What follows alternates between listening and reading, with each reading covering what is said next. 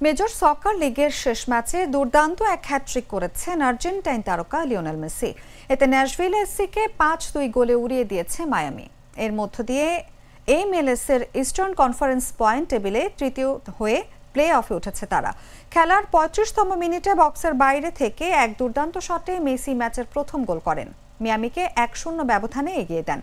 কিন্তু 43তম মিনিটে ন্যাশভিলের Sam series head করে দলকে সমতায় ফেরান।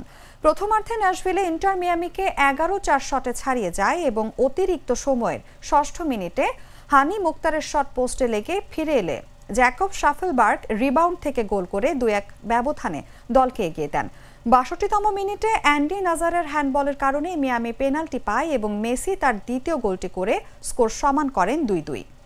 81তম মিনিটে মেসি তার তৃতীয় গোলটি করেন বাম পায়ে বক্সের মাঝখান থেকে দুর্দান্ত এক শটে।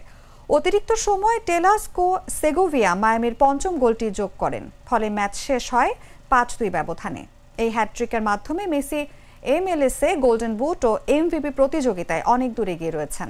এখন তিনি দ্বিতীয় স্থানে থাকা সারিজ ও লস অ্যাঞ্জেলেস এফসির ডেনিস বুয়াঙ্গার চেয়ে 5 গোল এগিয়ে।